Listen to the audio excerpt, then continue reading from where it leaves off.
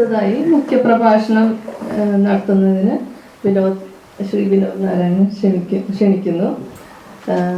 അദ്ദേഹത്തെ പരിചയപ്പെടുത്താം ഒരു തവണ കൂടി. സർഗവേദിയുടെ തുടക്കം മുതലേ ഉള്ള മെമ്പറും അതിൽ സഹകരിച്ച് പ്രവർത്തിക്കുന്ന ആളുകൂടിയായ വിനോദ് നാരായൺ ആണ് നമ്മുടെ മുഖ്യപ്രഭാഷകൻ.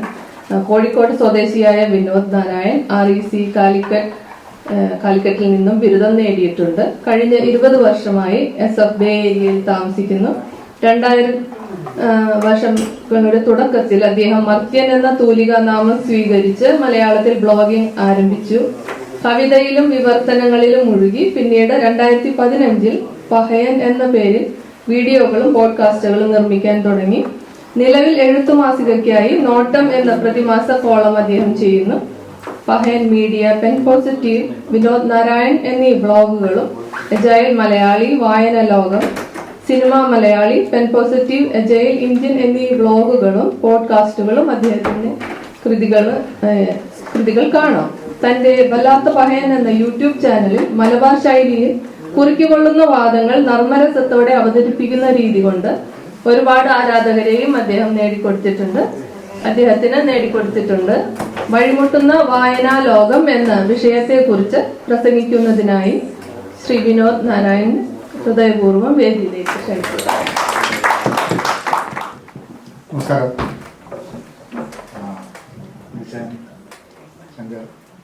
ചേട്ടൻ വീഡിയോ ചെയ്തിട്ട് ആൾക്കാരുടെ ആരാധകരെ കിട്ടിയെന്നുണ്ട്, അല്ലാത്ത ആൾക്കാരെ കിട്ടിയിട്ടുണ്ട്. നല്ലതേ പറയാൻ പാടില്ല എന്നുള്ളതുകൊണ്ടാണ്. അപ്പൊ എന്നോട് ഒന്നാമത് വിളിച്ചതിന് വളരെ സന്തോഷം. അങ്ങനെ തൊപ്പരുടെ മുമ്പിൽ ഇരുന്ന് സംസാരിക്കാനൊന്നും അത്രയൊരു ഇതൊന്നുമില്ല. അപ്പം ജോണ് പറഞ്ഞു പ്രഭാഷണം പറ്റുമെന്ന് ചോദിച്ചാൽ പറഞ്ഞ എന്താ പക്ഷേ കുറച്ച് കഴിഞ്ഞപ്പോൾ വീണ്ടും വിളിച്ചിട്ട് ചോദിച്ചു ഒരു ടോപ്പിക്ക് വേണമല്ലോ. അപ്പൊ അത് ഞാൻ ആലോചിക്കുന്നില്ല. പ്രഭാഷണത്തിന് റെഡി ആവുക എന്നുള്ളത് മാത്രമേ നമ്മൾ ഉദ്ദേശിച്ചുള്ളൂ. അത് കഴിഞ്ഞിട്ടുള്ള ടോപ്പിക്ക് അത് കഴിഞ്ഞിട്ടുള്ള വരുന്നതാണല്ലോ. സ്റ്റേജ് നമുക്ക് തോന്നുന്നു പറയാലോ. അപ്പൊ ഞാൻ ഉത്തരം മുട്ടി. അതുകൊണ്ടാണ് ഈ വഴി മുട്ടിയ വായനാ ലോകം എന്ന് പറഞ്ഞിട്ടുള്ളത്. അതന്നെ അപ്പൊ തോന്നിയത് അതാണ്. അപ്പൊ ഞാൻ ചില ചോദ്യങ്ങളിലൂടെ പോവാം. കാരണം എന്നെ സംബന്ധിച്ചിടത്തോളം ഈ വായന പല രീതിയിൽ നമ്മളുടെ വായനാ ലോകം വഴിമുട്ടി പോകുന്നത്. അത് പല ചോദ്യങ്ങൾ മനസ്സിൽ വരുന്നോണ്ടാണ് എന്ത് വായിക്കണം, എന്താ ഏതാന്നുള്ളതിന്റെ ഒരു പ്രശ്നം വരുന്നത്. ആ ചോദ്യം ഞാൻ എൻ്റെ ഒരു അഭിപ്രായം ആ ചോദ്യത്തിൽ പറയാം. ഓവർ ദ നെക്സ്റ്റ് 1 ഡേ ആ ചോദ്യങ്ങൾ നിങ്ങളിലും ചിലപ്പം ചില ഉത്തരങ്ങൾ കൊണ്ടുവരാൻ സാധ്യതയുണ്ട്. ഒന്ന്, are readers and elite class എന്നുള്ളതാണ്. വായനക്കാർ എന്ന് പറയുന്നത് ഒരു എലീറ്റ് ക്ലാസ് ആണോ എന്നുള്ളൊരു ചോദ്യമാണ്. എൻ്റെ ഉത്തരം അല്ല എന്നുള്ളതാണ്. പക്ഷെ അങ്ങനെ ധാരണയുണ്ട് സമൂഹത്തിൽ, വായിക്കുന്ന ആൾക്കാർ എന്തോ വലിയ സംഭവമാണെന്നുള്ളത്. പക്ഷെ അതുകൊണ്ട് ചില പ്രശ്നങ്ങളുണ്ട്. ഇപ്പം കഴിഞ്ഞ ദിവസം ഞാൻ എന്തോ സാക്ഷരതയെ പറ്റിയിട്ട് വീഡിയോ ചെയ്തപ്പോൾ ഒരാൾ ചോദിച്ചു, എഴുത്തും വായന അറിയാത്ത ആൾക്കാരൊക്കെ നമ്മളുടെ ഇടയിൽ ഉണ്ടോ എന്നുള്ളത്. അപ്പൊ ഇവനൊന്നും 90കളിൽ ആ സാക്ഷരതയുടെ ആ ഒരു മൂവ്മെന്റും കാര്യങ്ങളും ഒന്നും അറിയില്ല, പയ്യനാ. അവനൊന്നും ഇതുവരെ അതിൻ്റെ ഇടയ്ക്ക് വേറൊരാൾ ചോദിച്ചു, 1 കോടിയൊന്നും ഇല്ലാത്ത ഒരു മലയാളി ഉണ്ടോ ഈ കാലത്ത് എന്ന് ചോദിച്ചു. അപ്പൊ ഈ കാര്യത്തിലൊക്കെ അപ്പൊ നമ്മൾ പലപ്പോഴും ഒരു എലീറ്റ് ക്ലാസ് ആയിട്ട് വായിക്കുന്ന ആൾക്കാരെ കണക്കാക്കുന്ന ഒരു സമൂഹമാണ്. പക്ഷെ അതില് ഈ വായനക്കാരുടെ ഇടയിൽ തന്നെ ഒരു ഹൈറാർക്കി ഉണ്ടോ എന്ന് എനിക്ക് തോന്നി. നമ്മൾ ചില പുസ്തകങ്ങൾ നമ്മൾ ചിന്തിച്ച് കഴിഞ്ഞിട്ടുണ്ടെങ്കിൽ അത് ഞാൻ വായിക്കില്ല എന്ന് ചിലപ്പോൾ പറയും. കാരണം അത് വായിക്കുന്നത് എന്തോ ഒരു ലെവല് കുറവാണല്ലോ. നമുക്ക് വലിയ ബുദ്ധിമുട്ടാണ്. ഈ സമൂഹത്തിൽ എല്ലാം ഈ ഹൈറാർക്കിയിൽ കിടക്കുന്നതുകൊണ്ട് നമുക്ക് ഈക്വലായി കാണാൻ വലിയ ബുദ്ധിമുട്ടാണ്. അത് എഴുത്തുകാരായാലും വായനക്കാരായാലും ഒക്കെ തന്നെ ഈക്വലായി കാണാൻ വലിയ ബുദ്ധിമുട്ടാണ്. അപ്പം 500 പേജ് ഉള്ള പുസ്തകം വായിക്കുന്നവനും 250 പേജ് പുസ്തകം വായിക്കുന്നവനും തമ്മിലുള്ളൊരു അകൽച്ച. അതെനിക്ക് തോന്നുന്നുണ്ട് പലപ്പോഴും. ഞാൻ തീരെ വായിക്കാത്തൊരു ചെറുപ്പത്തിലൊക്കെ പറഞ്ഞു ബുദ്ധിമുട്ടി ഭീഷണിപ്പെടുത്തിയിട്ടൊക്കെയാണ് വായിപ്പിക്കുക. പക്ഷെ ഞാൻ വളർന്നത് എന്നൊക്കെക്കാണ്ട് വീട്ടിൽ തൊട്ടുമില്ല ഇവിടെ. അപ്പോൾ ധാരാളം പുസ്തകങ്ങളോടുണ്ട്. അപ്പം ഇപ്പോൾ വിഷ്ണുനാരായണ നമ്പൂരിയുടെ പേര് പറഞ്ഞപ്പോഴാണ് അങ്ങനെ അവിടെ ഇടയ്ക്കിടയ്ക്ക് വരും. അപ്പം ആദ്യം കണ്ട സമയത്ത് സിനിമാടൻ എന്നുള്ള അത് തോന്നിയത്. കാരണം കാണാനൊക്കെ ഭയങ്കര ഇതാണ്. പിന്നെ അവിടെ ഒരുവിധം എല്ലാ എഴുത്തുകാരും കവികളും ഒക്കെ വന്നു പോയിട്ടുണ്ട്. ഇവരെ കാണുന്ന സമയത്ത് ഇവർക്കൊക്കെ ഒരു എലീറ്റ്നെസ് കൊടുത്തിട്ടുണ്ട്. സംഭവം ഒരു എഴുത്തുകാരാണ്, ഇത് വായിക്കാത്ത ഞാനാണ് ഈ എഴുത്തുകാരെയൊക്കെ കണ്ടിങ്ങനെ ഇതാക്കണം. അപ്പൊ എപ്പോഴും എന്റെ മനസ്സിലുണ്ടായിരുന്നു ഈ വായിച്ചാൽ നമുക്കൊരു എലീറ്റ് ക്ലാസ്സിലേക്ക് കടക്കാം എന്നുള്ളത്. പക്ഷെ ആ സമയത്ത് തന്നെ വായിച്ച പുസ്തകങ്ങൾ വളരെയേറെ സ്വാധീനിച്ചിട്ടുണ്ട്. കാരണം ഇന്നിപ്പോ ആകെ കുറച്ച് പുസ്തകം, കയ്യിലെണ്ണാവുന്ന പുസ്തകങ്ങളെ വായിച്ചിട്ടുള്ളൂ. ഖസാക്കിന്റെ ഇതിഹാസമുണ്ട്, പുള്ളിപ്പുലികളും പുള്ളി നക്ഷത്രമുണ്ട്, മാക്സിം ഗോർക്കിന്റെ അമ്മ ഉണ്ട്, പിന്നെ യന്ത്രമുണ്ട് മലയാറ്റൂരിന്റെ, പിന്നെ ആനന്ദിന്റെ ആൾക്കൂട്ടുണ്ട്. ഇത്രയേ ഉള്ളൂ, 5 പുസ്തകങ്ങൾ. പക്ഷെ 5 പുസ്തകം വലിയൊരു, പിന്നെ ഒരു ഇംഗ്ലീഷില് ഷെർലക് ഹോംസിന്റെ ഒരു ഹൗണ്ട് ഓഫ് ബാസ്കറ്റ്ബോൾ എന്ന് പറയുന്ന പുസ്തകം. പക്ഷെ അത് ഏതാണ്ട് ഒരു ഐഡിയ കിട്ടി കാര്യങ്ങളുടെ ഒരു സംഭവം. പിന്നെ അവിടുന്ന് പുസ്തകം വായിച്ചില്ല. പിന്നെ കുറെ കഴിഞ്ഞിട്ടാണ് പുസ്തകം വായിക്കുന്നത്. അപ്പൊ ഈ ഹൈറാർക്കിന്റെ കാര്യത്തിൽ ഞാൻ പറയാൻ കാരണം, ഈ ഇടയിൽ ഭയങ്കര ഫേമസ് ആയ ഒരു പുസ്തകമാണ് റാം കെയർ ഓഫ് ആനന്ദി എന്ന പുസ്തകം. ഞാൻ ആ പുസ്തകം വായിച്ചു. ഞാൻ ആ പുസ്തകത്തിനെ പറ്റിയിട്ട് എന്റെ വായനാലോകം എന്നുള്ള ഇതിൽ പറഞ്ഞു. ചില ആൾക്കാർ വായിച്ചിട്ടില്ല, ചില ആൾക്കാർക്ക് അത് വളരെ ഈസിയാണ് വായിക്കാൻ, അതുകൊണ്ട് എലീറ്റ്നെസ് കുറവാണ്.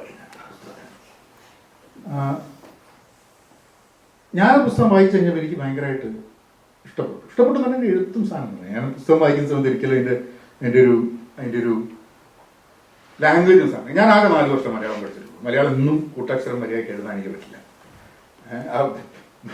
ഉമേഷൊക്കെ കൂടിയിട്ട് എന്താ വരമൊഴി എന്ന് പറഞ്ഞ സാധനം ഉണ്ടാക്കിയിട്ടില്ലായിരുന്നെങ്കിൽ ഇന്നും എഴുതില്ല. അപ്പൊ കൈ വഴങ്ങില്ല.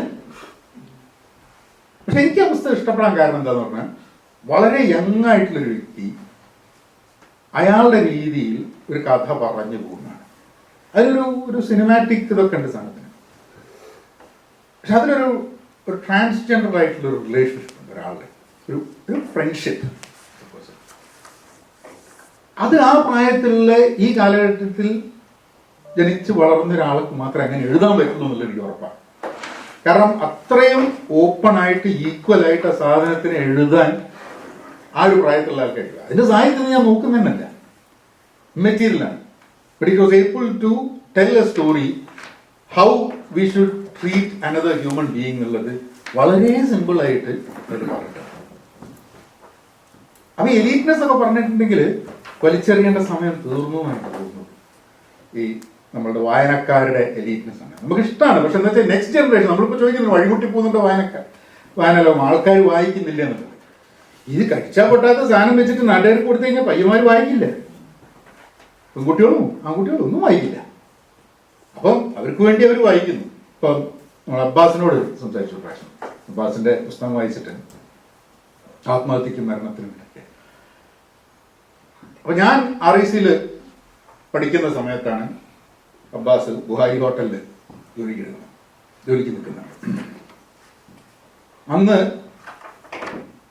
അബ്ബാസ് അനുഭവിച്ച കാര്യങ്ങൾ ഞാൻ എൻ്റെ പ്രിവിലേജിൽ എൻ്റെ ബൈക്കൊക്കെ ഓടിച്ച് അടിച്ച് ഭിന്നിച്ച് ഇങ്ങനെ കോഴിക്കോട് തിരിഞ്ഞളിഞ്ഞ സമയത്ത് ബുഹാരി ഹോട്ടലിൽ അബ്ബാസ് എഴുതുന്ന എല്ലാവിധ, അതിൽ പറഞ്ഞിട്ടുള്ള എല്ലാവിധ യാതനകളും സഹിച്ചുകൊണ്ട്, അപ്പൊ ഞാൻ ബുഹാരി ഹോട്ടലിൽ പോയി നിന്നപ്പം അബ്ബാസ് വന്നിട്ട് എൻ്റെ മേശ കുറച്ചിട്ടുണ്ടാവാം. ഞാൻ അബ്ബാസിനെ വിളിച്ച് ഞാൻ സംസാരിച്ചിട്ട് അബ്ബാസിനോട് ചോദിച്ചു, നീ എന്നെ ഭയങ്കരമായിട്ട് തട്ടിയൊരു പുസ്തകം. കാരണം ഭയങ്കര ഓണസ്റ്റാണ്, ഭയങ്കര ആത്മാർത്ഥതയാണ് ആ പുസ്തകത്തിന്. അത് വലിയ ബുദ്ധിമുട്ടാണ് കിട്ടാൻ. അത് ചില സമയത്ത് എഴുതി കഴിഞ്ഞാൽ മാത്രമേ ആ ഒരു ആത്മാർത്ഥത കിട്ടുള്ളൂ, അത് നമുക്ക് ഫീൽ ചെയ്യും. ഞാൻ അബ്ബാസിനെ വിളിച്ചിട്ട്, അബ്ബാസ് അപ്പം പെയിന്റ് പണി ചെയ്തോണ്ടിരിക്കുക. അത് പറഞ്ഞു. എന്നിട്ട് ഞങ്ങൾ സംസാരിച്ച് അബ്ബാസിനോട് ചോദിച്ചു എങ്ങനെയുണ്ട് കാര്യങ്ങളൊക്കെ. അബ്ബാസ് പറഞ്ഞു, റീൽസ് വഴിയാണ് വിനോട്ടാ ഇവിടെ പുസ്തകമൊക്കെ വിറ്റു എന്ന് പറഞ്ഞു. അപ്പൊ ചോദിച്ചു, അല്ല അബ്ബാസെ ഇവരൊക്കെ വായിക്കലുണ്ടോ എന്ന് ചോദിച്ചു. റീൽസിൻ്റെ താണോ? അബ്ബാസ് 100 പേജിന്റെ മുകളിലാണെങ്കിൽ ബുദ്ധിമുട്ടാണ്. ഒരു 100 പേജിന്റെ ഉള്ളിലാണെങ്കിൽ ആൾക്കാർ വായിച്ചെന്നിരിക്കും. പക്ഷെ റീൽസ് ഉണ്ടാക്കാൻ 5 പേജ് വായിച്ചാലും മതി. അപ്പം നമ്മൾ റീൽസ് ജനറേഷനിലേക്കാണ് ഒരു സാധനം എഴുതുന്നത്. റീൽസ് ജനറേഷനാണ് അത് വായിക്കാൻ പോകുന്നത്. എന്ന് പറഞ്ഞാൽ എഴുത്ത് നിൽക്കുമെന്നോ വലിയ പുസ്തകങ്ങൾ വായിക്കില്ല എന്നൊന്നുമല്ല. പക്ഷെ younger generation is more and more less focused എന്നൊരു സംഭവമുണ്ട്. അപ്പൊ നമ്മൾ ഈ എലീറ്റ്നെസ്, എഴുത്തുകാർ വായിക്കുന്നവർ വായിക്കാത്തവരെക്കാട്ടും എലീറ്റാണോ, വായനക്കാരിൽ ഒരു എലീറ്റാണോ എന്നൊക്കെ പറഞ്ഞാൽ നമ്മൾ എന്ത് വായിച്ചിട്ടുണ്ട കാര്യം? ആ ഒരു ഹെയറാർക്കി നമ്മൾ മെയിൻറ്റെയിൻ ചെയ്യുകയാണെങ്കിൽ നമ്മളൊന്ന് ഈ 1000 പുസ്തകം വായിച്ചാൽ 5000 പുസ്തകം വായിച്ചാൽ നന്നാവില്ല. വായിച്ചു കഴിഞ്ഞാൽ മനുഷ്യൻ നന്നാവും, നല്ല മനുഷ്യനാവാൻ പറ്റുമോ? എനിക്ക് അങ്ങനത്തെ ധാരണ ഉണ്ടായിരുന്നു, നല്ല മനുഷ്യനാവുക, നല്ല ഇതാവുക, ഇല്ല, ഒരിക്കലുമില്ല. ഒന്നും വായിക്കുന്നത് എത്ര നല്ല മനുഷ്യരെ ഞാൻ കാണുന്നുണ്ട്. വായിക്കുന്ന ഒന്നിനും കൊള്ളാത്ത മനുഷ്യന്മാരെ ഞാൻ കാണിച്ചിട്ടില്ല അല്ലേ? അപ്പൊ നല്ലൊരു എഴുത്തുകാരൻ, നല്ലൊരു വായനക്കാരൻ എന്ന് പറഞ്ഞാൽ നല്ലൊരു മനുഷ്യനായിക്കൊള്ളണം എന്നൊരു നിർബന്ധമില്ല. ഇതൊന്നും ഇല്ലെങ്കിൽ നല്ല മനുഷ്യനാക്കുന്നതിൽ നിന്നൊക്കെ വ്യത്യസ്തമായിട്ടുള്ള സാധനം. അപ്പൊ ഇതൊക്കെ ആലോചിക്കുമ്പോൾ വഴിമുട്ടും. എന്തിനാ ഇത് ബുദ്ധിമുട്ടിയിട്ട് 300 പേജ് വായിക്കുന്നത്, 500 പേജ് വായിക്കുന്നത്? എന്തായാലും നന്നാവില്ല, പിന്നെ എന്തിനാ വായിക്കുന്നത്? അപ്പൊ നമ്മള് വായിക്കുന്ന സമയത്ത് another question that comes to my mind is the book worth my time? കാരണം സമയം എടുക്കും. ഞാനൊക്കെ വളരെ മെല്ലെ വായിക്കുന്ന ഒരു വ്യക്തിയാണ്. കാരണം വായനയൊക്കെ വളരെ മെല്ലെ, കുറെ നേരം എടുക്കും വായിക്കാനൊക്കെ. അപ്പൊ എന്നെ സംബന്ധിച്ചപ്പോൾ ഭയങ്കര എഫേർട്ടാണ് വായിക്കല്. കൂടിയുണ്ട്, പക്ഷേ മറ്റത് ഭയങ്കര എഫേർട്ടാണ്. ഇപ്പോഴത്തെ എത്രയൊക്കെ പറഞ്ഞാലും ഉള്ളിലുള്ള എവിടെയോ കിടക്കുന്നുണ്ട് വായിക്കുന്നവൻ എലീറ്റാണ് എന്നുള്ളത്. അതുകൊണ്ടാണ് ഈ വായിച്ചുകൊണ്ടിരിക്കുന്നത്. ബുദ്ധിമുട്ടിയിട്ടും മെനക്കെടേണ്ട ആവശ്യമില്ലല്ലോ. ഇതൊക്കെ വലിയ വർത്താനൊക്കെ പറയാൻ ആൾക്കാരൊന്നുമില്ല, പക്ഷെ ഉള്ളിലുള്ള എവിടെയോ കിടക്കുന്നുണ്ട് വായിച്ചു കഴിഞ്ഞാൽ എന്തോ വലിയ സംഭവം ആവുന്നുള്ളത്. അതുകൊണ്ട് വായിക്കുന്ന. അപ്പം പുസ്തകം വായിക്കാൻ കുറെ സമയം എടുക്കുന്ന സമയത്ത് ഞാൻ ആലോചിച്ചു, ഇത് എന്തിനാണ് ഈ സമയം ചെലവാക്കുന്നത്? How is it worth my time? കാരണം നമ്മൾ ജനിച്ചിട്ട് 90-100 വയസ്സ് വരെയൊക്കെ ജീവിക്കുകയാണെങ്കിൽ നമ്മൾ ഏതാണ്ട് ഒരു 4500-5000 ആഴ്ചകളാണ് നമ്മൾ ജീവിക്കുന്നത് മാക്സിമം. പറഞ്ഞാൽ 5000 വീക്കെൻഡ് ഇതാ പോയി എന്ന്. അപ്പം ഒലിവർ ബോത്ത്മാൻ 4000 വീക്സ് എഴുതിയപ്പം 2021 എഴുതിയ. അപ്പൊ അത് വായിച്ച ഞാൻ കണക്കൂട്ടിയപ്പോ 1500 ഇങ്ങോട്ട് ബാക്കിയുള്ളൂ. 2500 തീർന്ന് പുസ്തകം വന്നപ്പോ. അത് കഴിഞ്ഞ് പിന്നെ പുസ്തകത്തിനെ പറ്റിയൊക്കെ മറന്നു, അങ്ങനെ കാര്യങ്ങളൊക്കെ കഴിഞ്ഞ് അയാൾ രണ്ടാമത്തെ പുസ്തകം, 3-4 പുസ്തകം, അപ്പം the second book after that, meditations for mortals. അത് വായിച്ചു കഴിഞ്ഞപ്പോൾ മനസ്സിലായത് എൻ്റെ 200 ആഴ്ച പോയി കിട്ടി ഇയാളെ എഴുതുന്ന സമയം കൊണ്ട്. ഞാൻ 1300 കൂടി ബാക്കിയുള്ളൂ. അപ്പൊ ഇത്രയും സമയം മാത്രം ബാക്കിയുള്ള സമയത്ത് ഞാൻ ഈ പുസ്തകത്തിന് വായിക്കണം എന്നുള്ളൊരു ചോദ്യം. അപ്പോഴാണ് കഴിഞ്ഞ ദിവസം സ്റ്റീഫൻ സോൾബർഗ് മറ്റേ ഒരു ഡയറക്ടറുമായിട്ടുള്ളൊരു അയാളോട് ചോദിച്ചു ഇങ്ങനെ. അപ്പൊ ഒരു ചോദ്യമാണ് വരുന്നത്, നമുക്ക് എഴുത്തുകാരോടുള്ള നമ്മളുടെ ഉത്തരവാദിത്വം എന്താണ്? ഒരു പുസ്തകം പബ്ലിഷ് ചെയ്ത ആളോട് വായിക്കണ്ടേ? നല്ല മോശമല്ലേ? അയാൾ പറഞ്ഞു, നിങ്ങളൊരു ആ വാണിജ്യത്തിന്റെ ഒരു സെറ്റപ്പിന്റെ ഭാഗമാണ്. നിങ്ങൾ ആ പുസ്തകം വാങ്ങിച്ചു, നിങ്ങളുടെ ഉത്തരവാദിത്വം തീർന്നു. വായിക്കണമെന്ന് യാതൊരു നിർബന്ധമില്ല. കാരണം നിങ്ങൾ ഉത്തരവാദിത്വം തീർന്നു. പുസ്തകം അച്ചടിച്ചു, അത് വിൽപ്പനയ്ക്ക് വെച്ചു, നിങ്ങൾ മേടിച്ചു, തീർന്നു നിങ്ങളുടെ ഉത്തരവാദിത്വം. പിന്നെ ജീവിതമാണ് വലുത്, വായനയല്ല. അതിന് എത്ര സമയം നമ്മൾ ചെലവാക്കുന്നുള്ളൂ, വേണേ ചെലവാക്കാട്ടോ, വേറെ കാര്യം. അപ്പൊ ഒരു 5 പേജിൽ 2 പേജ്, ഞാനൊക്കെ ഒരു 5 പേജ് ഒരു പുസ്തകം വായിക്കുന്നു. അത് കഴിഞ്ഞിട്ടും അത് ആ പുസ്തകം എന്നെ കൊണ്ട് വായിപ്പിക്കണം, അല്ലാണ്ട് എനിക്ക് ഇതിനുള്ള സമയമല്ല. എന്റെ ജീവിതം എന്ന് പറയുന്നത് ഇതിനെക്കാട്ടൊക്കെ എത്രയോ വിലപ്പെട്ടതാണ്. അതും ലിമിറ്റഡ്. 1300 ആഴ്ചയേ ഉള്ളൂ.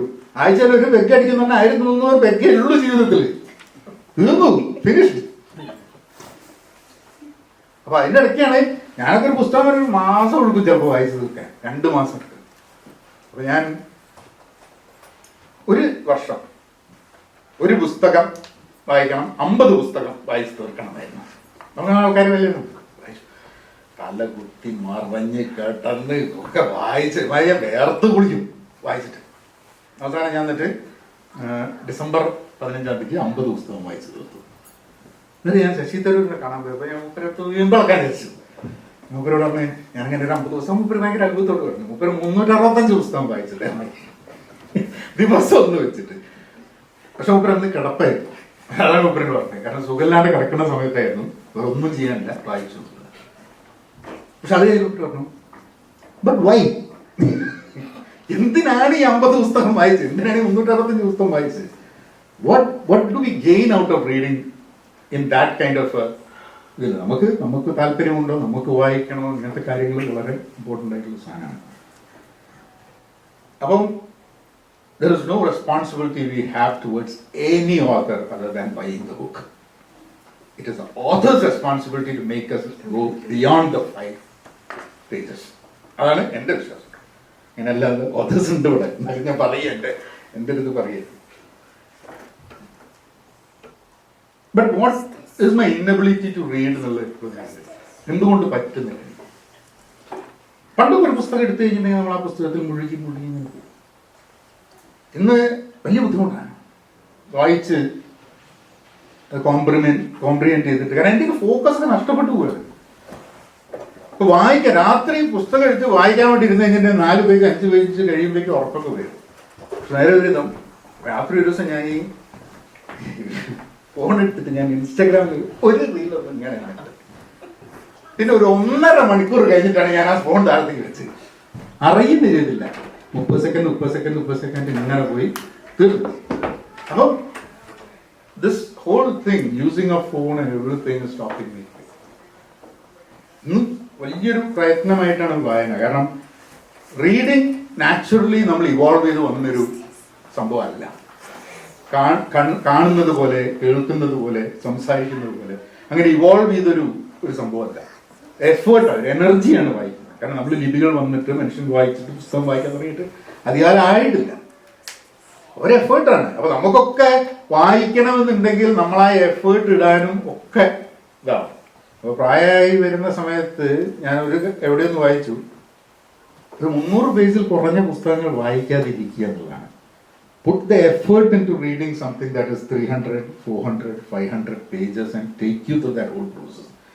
കാരണം നമുക്ക് 2 പ്രശ്നങ്ങൾ. ഒന്ന്, വായിക്കാൻ പറ്റുന്നില്ല. രണ്ടാമത്, ഒരേ ഒരു തോട്ടില് അധികകാലം നിൽക്കാൻ പറ്റുന്നില്ല. കാരണം മറവി, ആ ക്യാരക്ടറിന്റെ സംഭവമൊക്കെ. So I actually started reading only big books. ഞാൻ ഒരു ചെറുകഥ ഒരു ദിവസം എന്നുള്ള രീതിയിലേക്ക് മാറ്റി തന്നു. കാരണം അപ്പൊ ഈ 300 പേജിന്റെ അപ്പൊ എനിക്കൊക്കെ കുറെ സമയം എടുക്കും വായിക്കാൻ. ഞാൻ ചെറുപ്പത്തിൽ ഞാൻ പുസ്തകം വായിക്കാത്തത് കൊണ്ട് സ്വാഭാവികമായിട്ടും പല പുസ്തകങ്ങളും ഞാൻ വായിക്കുന്നത് പല ആൾക്കാരും അവരുടെ ചെറുപ്പത്തിൽ വായിച്ച പുസ്തകങ്ങളാണ്. അത് നീലാഴ്ചപ്പത്തിൽ വന്നിട്ട് അല്ലാത്ത രീതിയിൽ. ആൻഡ് ഒരു തെരുവിന്റെ കഥ, ദേശത്തിന്റെ കഥ ഞാൻ പണ്ട് വായിച്ചു. എസ് കെ പൊറ്റക്കാരന്റെ ദേശത്തിന്റെ കഥയും പണ്ട് വായിച്ച പുസ്തകങ്ങളിൽ 5-6 തെരുവിന്റെ കഥ വായിച്ചിട്ടില്ല. പക്ഷെ നമ്മൾ ചില പുസ്തകങ്ങൾ വായിക്കുമ്പോൾ ചില ക്യാരക്ടേഴ്സും ചില ഇൻസിഡൻസും വഴിമുട്ടും. നമുക്ക് പിന്നെ അങ്ങോട്ട് വായിക്കാൻ പറ്റില്ല. അല്ലെങ്കിൽ ഏത് വായിക്കുമ്പോഴും ഈ ക്യാരക്ടറും ഈ ഇൻസിഡന്റും എല്ലാ പുസ്തകത്തിലും കയറി വരും. ചില പുസ്തകങ്ങളൊക്കെ വായിക്കുമ്പോൾ ഒരു ക്യാരക്ടർ നമ്മൾ കൂടെ കൊണ്ടുപോകും. അയാളെ കൊണ്ടുപോയിട്ട് ആ പുസ്തകത്തിലും കൊണ്ടിരുത്തും, ഈ പുസ്തകത്തിലും കൊണ്ടിരുത്തും. So that character becomes part of you when you read these books. ഓമൻജി എന്ന് പറഞ്ഞൊരു ക്യാരക്ടർ ഒരു തെരുവിന്റെ കഥയിൽ ഇറങ്ങി ഓർമ്മയുണ്ട്. ഓമൻജി, ലാസർ എന്ന അയാളുടെ മെയിൻ ക്യാരക്ടറാണ്. ഓമൻജിയുടെ പ്രത്യേകത എന്ന് പറഞ്ഞാൽ ഓമൻജി ഇങ്ങനെ ചായക്കടയിൽ പോയിട്ട് ഒരു കൈ കൊണ്ട് ഇങ്ങനെ പലഹാരം തിന്നും, മറ്റേ കൈ കൊണ്ട് ഇങ്ങനെ പൈസ എടുത്തു കൊടുക്കും. അങ്ങനെ ഒരു ക്യാരക്ടറാണ്. പക്ഷെ അതില് ഓമൻജി രാത്രി നടക്കാൻ പോകുന്ന സമയത്ത് ഒരു കുറച്ച് ആൾക്കാർ ഇങ്ങനെ കൂടി നിൽക്കുന്നുണ്ട്. അപ്പൊ അവിടെ ഭാര്യനെ ഭർത്താവ് അടിക്കുക, ആൾക്കാർക്കാണ് നോക്കിയിരിക്കുന്നത്. അപ്പൊ അതില് ഓമൻജി, ഇത് ഏതോ കാലത്ത് എഴുതിയ പുസ്തകമാണല്ലോ. ഓമൻജി അവിടെ വന്നിട്ട്, ഓമൻജി ഒരു ട്രൂ ഫെമിനിസ്റ്റാണ്. അങ്ങനെ ഫെമിനിസ്റ്റ് ഉള്ള വാക്കൊന്നും തന്നില്ല, ഒരു കോൺസെപ്റ്റ് ഒന്നുമില്ല. പക്ഷെ ഓമൻജി അവിടെ വന്നിട്ട് എതിർക്കുകയാണ്. ഈ ഭാര്യനെ അടിക്കുക എന്നുള്ള ഭർത്താവിന് അവകാശമില്ല എന്നൊക്കെ പറഞ്ഞിട്ട്.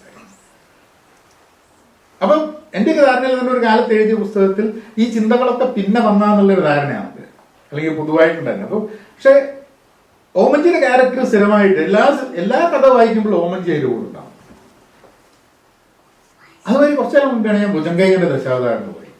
നമ്മള് ആത്മാരാമൻ സംസാരിക്കുന്നതിന് പറഞ്ഞു നമ്മളെ ശ്രീകൃഷ്ണ അലാനാണ്. എന്റർപ്രൈസിങ് ഓൺട്രപ്രണർ എന്നുള്ള വാക്കൊക്കെ കേൾക്കുന്നതിന്റെ മുമ്പെയാണ് ഈ പുസ്തകം വരുന്നത്. 80കളിലാണ്. ഈ ഭുജങ്കയ്യന്റെ സംബന്ധം ഈ റിസ്ക് ടേക്കിംഗ്, റിസ്ക് ടോളറൻസ് എന്നുള്ള സാധനങ്ങളൊക്കെ വളരെ രസകരമായി പറയുന്നുണ്ട്. അയാളിങ്ങനെ വന്ന് നിൽക്കണു, ഒരാൾ വരുന്നു, അവിടെ എന്തോ ഒരു കിണർ കുഴിക്കുന്നു. അപ്പൊ ഇയാൾ ഇങ്ങനെ കിണർ കുഴിക്കുന്നു, എനിക്കും കുഴിക്കാലോ എന്ന് പറഞ്ഞിട്ട് ഇയാൾ തുടങ്ങണു, ഇയാൾ കിണർ കുഴിക്കാൻ തുടങ്ങണു, കോൺട്രാക്ട് എടുക്കണു. ഒരു ഭയങ്കര ഒരു സംഭവമാണ് ഈ ഭുജങ്കയ്യന്റെ ദശാവതാരങ്ങൾ എന്ന സാധനം. അപ്പോഴായാലും ചിലപ്പോൾ ഞാനൊരു ആഴ്ചപ്പതിപ്പിൽ വരുന്ന കാലത്ത് 80കളിൽ ഒക്കെ ഞാനിത് വായിച്ചിട്ടുണ്ടായിരുന്നു, ചിലപ്പോൾ എനിക്ക് മനസ്സിലാവില്ല. അതുകൊണ്ടൊരു പ്രശ്നം, നമ്മൾ എപ്പോൾ പുസ്തകങ്ങൾ വായിക്കുന്നു എന്നനുസരിച്ചിരിക്കും നമുക്ക് പലതിൻ്റെയും കോംപ്രിഹെൻഷൻ. അതിൽ നിന്ന് നമുക്ക് മനസ്സിലാക്കുന്ന സംഭവം ഇതാണ്. ഇപ്പം ജെന്നീൻ കമ്മിൻസിന്റെ ദി അമേരിക്കൻ ഡേർട്ട് എന്ന് പറഞ്ഞ പുസ്തകമുണ്ട്. അമേരിക്കൻ ഡേർട്ടിൽ ഒരു sentence which I'm stuck with. I'm not able to proceed with my reading because of that one stuff. അത് മെക്സിക്കോയില് ഡ്രഗ് കാർട്ടൽസിനെതിരെ എഴുതിയതുകൊണ്ട് വെടിവെച്ച് കൊല്ലുകയാണ് ഭർത്താവിനെ. ഭർത്താവ് ഒരു ജേർണലിസ്റ്റാണ്. അവിടുന്ന് 8 വയസ്സുള്ള കുട്ടീനെയും കൊണ്ട് ഇല്ലീഗൽ ഇമിഗ്രന്റ് ആയിട്ട് അമേരിക്കയിൽ നിന്ന് താമസിക്കുന്ന ആണ് ഇവരുടെ കഥ. അപ്പൊ അതില് ഇവരവിടുന്ന് ഓടുന്നു, ഡ്രഗ് കാർട്ടലിന്റെ ആൾക്കാർ ഇവരെ പിന്തുടർന്ന് വരുന്നു. അപ്പൊ ഭർത്താവ് മരിച്ചു, ഭർത്താവിന്റെ അമ്മ മരിച്ചു, ഇവരൊക്കെ വെടിവെച്ച് കൊന്നു, കുട്ടീനെയും കൊണ്ട് ഇവർ പോവുകയാണ്. ഇപ്പൊ ഇവർ പറയുന്ന ഒരു സാധനമുണ്ട്, the immediacy of terror is more than that of grief. ആ ഭയത്തിന്റെ ആ ഒരു ഇമ്മീഡിയസി ഉണ്ടല്ലോ, ഇപ്പൊ വരുന്നു എന്നുള്ളത്. ഭർത്താവ് മരിച്ചു എന്നുള്ളൊരു വിഷമവും അതൊക്കെ നമുക്ക് വിഷമിക്കാൻ സമയം കുറെ ഉണ്ട്. പക്ഷെ ടെറർ എന്ന് പറയുന്ന സാധനം ഉണ്ടല്ലോ, അത് ഭയങ്കര ഒരു സംഭവമാണ്, നമുക്കൊന്നും അനുഭവിക്കാത്ത സാധനമാണ് പലപ്പോഴും. അപ്പം ചില സമയത്ത് വലിയ പുസ്തകങ്ങൾ നമ്മളൊരു 300 പേജ് വായിച്ചു കഴിഞ്ഞിട്ടുണ്ടെങ്കിൽ ഒരു സെന്റൻസ് ആണ് നമ്മളെ കൂടെ ഇറങ്ങി വരുന്നത്, ഒരൊറ്റ ക്യാരക്ടറാണ് ഇറങ്ങി വരുന്നത്. അതിനെയും കൊണ്ട് ചില സമയത്ത് അത് നമ്മളെ ജീവിതത്തിനെ ഭയങ്കരമായിട്ട് ബാധിക്കും. It will come with you, make you very uncomfortable. Reading is not an easy art. It's a very, very, very difficult art. അത് എന്നെ സംബന്ധിച്ചിടത്തോളം എനിക്ക് അറിഞ്ഞൂടെ ബാക്കിയുള്ള റിലാക്സ്ഡ് റീഡിംഗ് ആൾക്കാർ പറയും. എനിക്ക് അങ്ങനെ ഒരു റിലാക്സ് റീഡിംഗ് ഇല്ല. Absolutely no. Every reading is painful for me. It makes me extremely uncomfortable. It is not an enjoyment. It is not an entertainment. അതുകൊണ്ടാണ് ഈ വഴിമുട്ടി പോകുന്നത്. കാരണം എല്ലാ സാധനവും എന്നെ എവിടെങ്കിലും കൊണ്ട് എന്നെ വളരെ അൺകംഫർട്ടബിൾ ആക്കുന്ന പൊസിഷനിലേക്ക് കൊണ്ടുപോകും. അല്ലാതെ ഒരു പുസ്തകം പോലും ഞാൻ വായിച്ചിട്ടില്ല. ഖസാക്കിന്റെ ഇതിഹാസം വായിക്കുന്ന സമയത്ത് തെക്കം വരും അമ്മ എന്ന് ചോദിക്കണ്ടേ കുട്ടി. തെക്കനെ പാമ്പ് പിടിച്ചിട്ട് ഏട്ടൻ മരിച്ചു, ആ സാധനമാണ് വരുന്നത് എപ്പോഴും. അപ്പൊ അന്ന് ഞാൻ വായിക്കുന്ന സമയത്ത് എന്റെ അനിയത്തിയുണ്ട്, അപ്പൊ ഞാൻ ചാവൂ, എന്നെ പാമ്പ് പിടിക്കൂ. അപ്പൊ അത് ഇന്നും ഖസാക്കിന്റെ ഇതിഹാസത്തില് തെക്കൻ എപ്പോ വരുമ്മ എന്ന് ചോദിക്കുന്ന ആ ഒരു പോയിന്റാണ് ഇപ്പോഴും ഇതിൽ വന്നുകൊണ്ടിരിക്കുന്നത്. പക്ഷെ പുള്ളിപ്പുലിയും വെള്ളിയാഴ്ച നോക്കുന്ന സമയത്ത് തമാശ വരുന്നുണ്ട് കേട്ടോ. ഇയാളാ കോമറ്റാണെന്ന് വിചാരിച്ച് ട്രെയിൻ വരുന്നതിന് വേണ്ടിയിട്ട് ഇയാളത് എഴുത്തിണ്ടാക്കുന്ന ഒരു സീനുണ്ട്. അത് പക്ഷെ അങ്ങനെ ചില സംഭവങ്ങൾ ചില പുസ്തകങ്ങൾ വരും and it won't leave you. അപ്പൊ ഇതാണ് ചോദ്യങ്ങള്. വായനാലോകം എന്നുള്ളതിൽ ഞാൻ പുസ്തകങ്ങൾ ഇങ്ങനെ പരിചയപ്പെടുത്താറുണ്ട് എൻ്റെ വായനാനുഭവം എന്നുള്ള രീതിയിൽ. അപ്പൊ അവിടെ രസമാണ്. ചില ആൾക്കാര് നമ്മളിപ്പോ ഇംഗ്ലീഷ് പുസ്തകം മലയാളം പുസ്തകം എല്ലാത്തിനെയും മലയാളത്തിൽ അപ്പൊ ആൾക്കാരൊന്ന് കമന്റ് ചെയ്യും, നിങ്ങൾക്ക് 10 മിനിറ്റിന് 5 മിനിറ്റിന് സംസാരിച്ച് തീർത്തൂടെ. ഞാൻ പറഞ്ഞു, ചങ്ങായി അനക്ക് വേണ്ടി 300 പേജിന്റെ പുസ്തകം വായിച്ചിട്ട് ഞാൻ 10 മിനിറ്റിൽ പറഞ്ഞുണ്ടാക്കണേ. അതുമല്ലേ ഇവനെ 5 മിനിറ്റ് കിട്ടിക്കഴിഞ്ഞാൽ ലോകത്തിൽ നമുക്ക് എന്തൊക്കെ നഷ്ടമാകുന്നത് എന്റെ വീഡിയോ 5 മിനിറ്റ് കാണാത്തോണ്ട്. നമ്മൾ വെറുതെ അനാവശ്യമായിട്ട് നമ്മളെന്തോ ഭയങ്കര തിരക്ക, ഭയങ്കര എലീറ്റാണ്, ഭയങ്കര സംഭവമാണ് കാണിച്ചുകൊണ്ടിരിക്കാൻ വേണ്ടി നമുക്ക് ഭയങ്കര ഒരു ആവശ്യമുണ്ട്. ആൻഡ് ഐ തിങ്ക് അതിനെയൊക്കെ കംപ്ലീറ്റ് തരിപ്പണമാക്കുന്നതാണ് younger generation. They won't keep up with our shit. വളരെ സിമ്പിളായി പറഞ്ഞു കഴിഞ്ഞിട്ടുണ്ടെങ്കിൽ ആ കമ്മ്യൂണിക്കേഷൻ, നമുക്ക് ആ സ്പേസ് ഓഫ് കമ്മ്യൂണിക്കേഷൻ നഷ്ടപ്പെടുന്നു എന്നുള്ളതാണ്. നമുക്ക് 25 വയസ്സുകാരിയുമായിട്ട് ആ പ്രായത്തിൽ അവർ വായിക്കുന്നത് മനസ്സിലാക്കാൻ പറ്റാത്തടത്തോളം കാലം നമുക്ക് നമ്മളെ സിംഹാസനത്തിൽ ഇരുന്നിട്ട് എന്തും പറയാം. എനിക്ക് വേണേൽ പറയാം, ആ പുസ്തകം നിങ്ങൾ വായിച്ചില്ല, അത് വായിക്കും. ഞാൻ എൻ്റെ മോൻ വായിക്കുന്നില്ല എന്ന് പറഞ്ഞ് ഞാൻ ഒരു ദിവസം ടീച്ചർ എടുത്തു പോയി. ഇവൻ ചാൾസ് ഡിക്കൻസ് വായിക്കുന്നില്ല, ഇവൻ ഇത് വായിക്കുന്നില്ല എന്നൊക്കെ പറഞ്ഞു. നിങ്ങൾക്ക് പണിയുണ്ടോ മനുഷ്യൻ? ആ കുട്ടിക്ക് ഇത്രയൊക്കെ ബുദ്ധിമുട്ടുകൾ വായിപ്പിക്കാൻ ആവശ്യമുണ്ടോ? അവൻ നല്ല വല്ലതും വായിച്ചിട്ട് അവന് ഒരു ശുഭാപ്തി വിശ്വാസം വരട്ടെ.